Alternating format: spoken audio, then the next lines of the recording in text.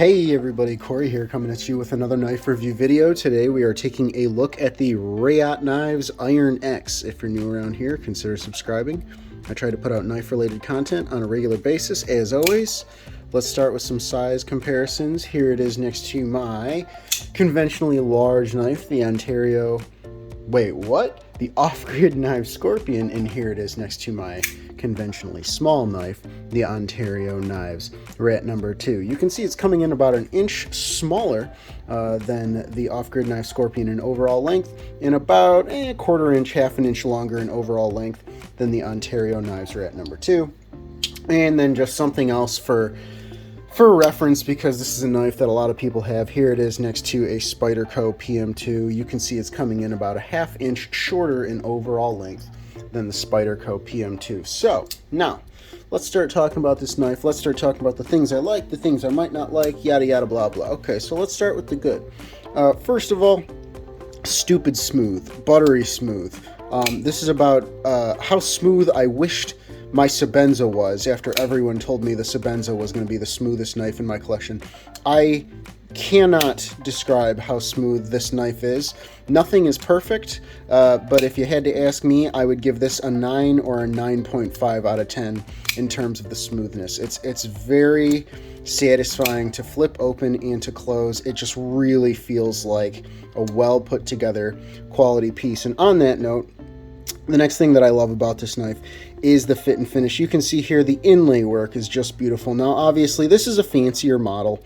This is one of the upgraded exclusive models with Mokume and zirconium, but the other models you get basically the same thing. You're either getting micarta, you're getting carbon fiber, whatever the case might be.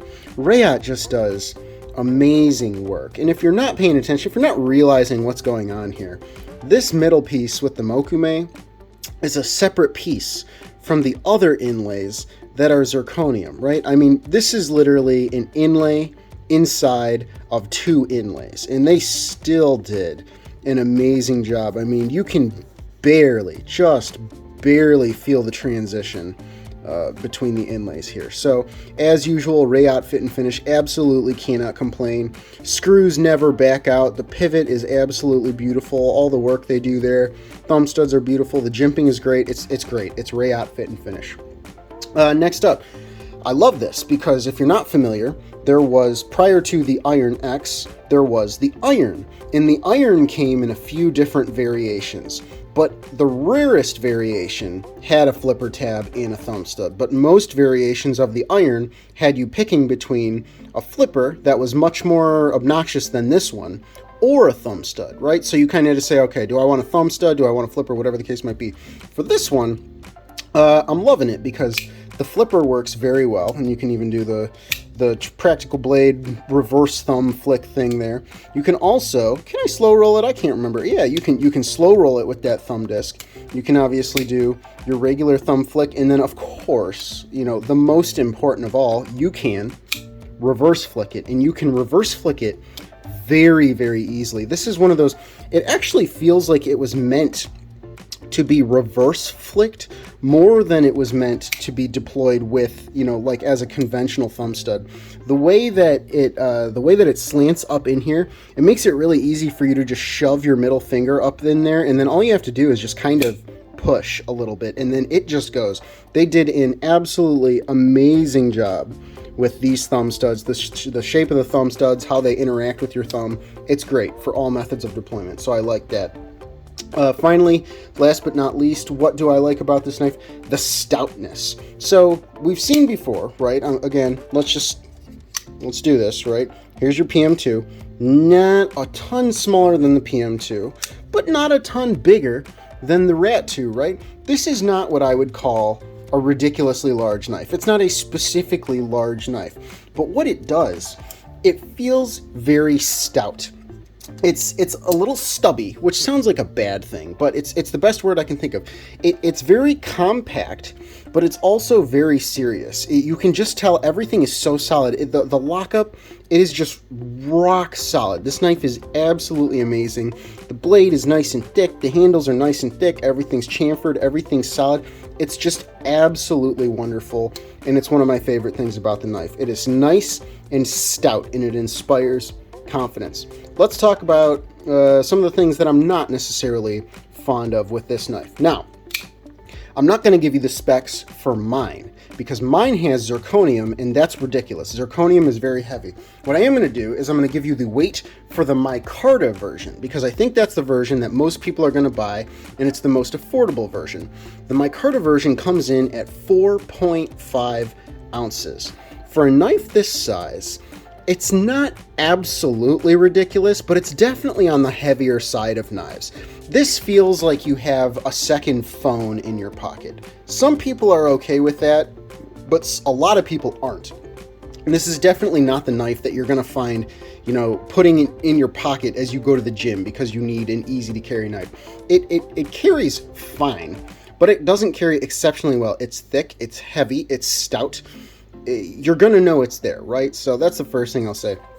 Next thing I'll say, on a knife this size, some people would say there doesn't have to be a correlation between the overall size of the knife and the blade stock thickness. However, this has blade stock thickness of 16 thousandths, okay, 0.16 inches. It's just a little thick. And as someone who's handled hundreds of knives at this point, I've really realized that there's no reason for a knife to be thicker than 14 thousandths thick. It sounds like I'm nitpicking, but it's very thick, right? It's very thick. It contributes to why the knife is thick in this dimension too, because the scales have to accommodate a thick blade. It could probably cut a little bit better. It could be a little bit more aggressive. It could have a more aggressive grind. It could have thinner blade stock. It's not the world's most amazing slicer. That's what I'll say about that. Next, kind of the kiss of death for me when it comes to knives. It's difficult with this one. So when we look at the blade, anybody who knows me knows that if I can touch the blade while the knife is closed, I'm done. Not interested. I have only, in my knife career, cut myself on pocket knives while they were closed in my pocket because of this issue. This one is not outstandingly bad. If I really try, I can touch the very tip, which they have specifically not sharpened so that you don't cut your finger on it. However, the test that I always like to do is I like to put my pinky like this, because when you're going in your pocket, that is how I've cut myself. I have sliced myself on the side of my pinky, and it's when I'm trying to get the knife out of the way and I'm trying to reach for my phone in the fat of your pinky.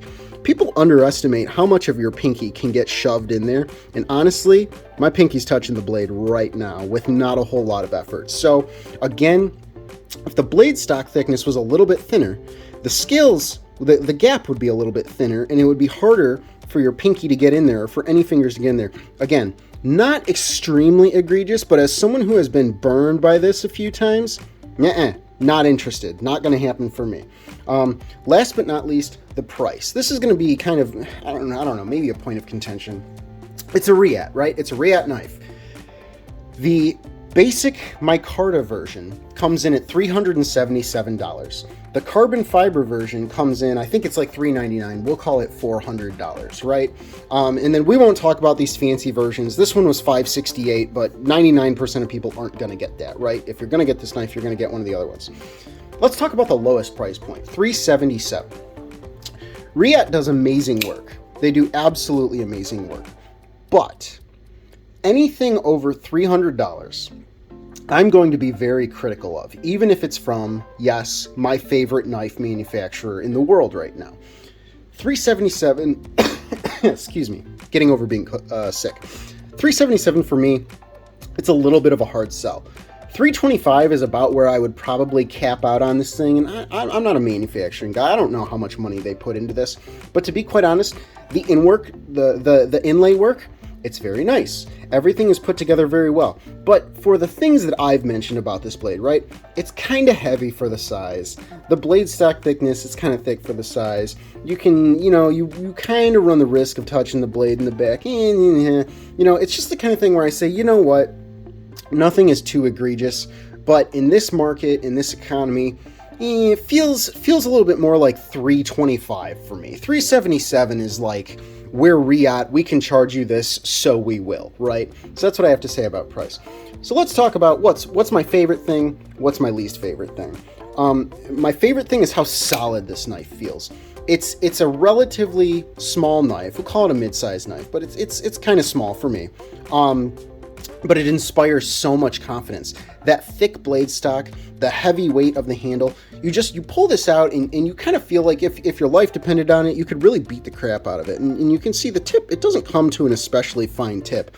I'm not saying you should go pry with this thing, but man, that's some thick blade stock. This thing could really take a beating. So if you wanted this for some reason to be your beater, no doubt in my mind, you could throw this around, leave it on the job site, and it would be okay. So that's what I love about this knife.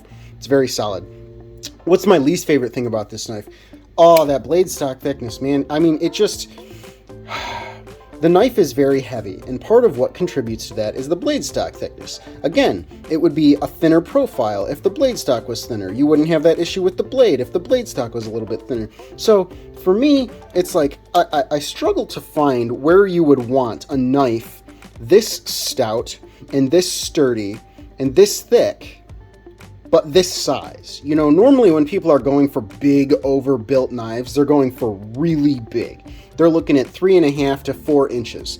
This one comes in at 3.25. And again, if you're into it, hey, that's great. But for me, the proportions are just a little bit strange. I feel like this could have been more nimble, more slicey, you know, whatever the case might be, for a knife this size. Guys, that's everything I have to say about the Reate Iron X. Take this as proof that I don't just swoon over every single knife that Reate makes. But I hope you guys enjoyed this, and I will see you all next time.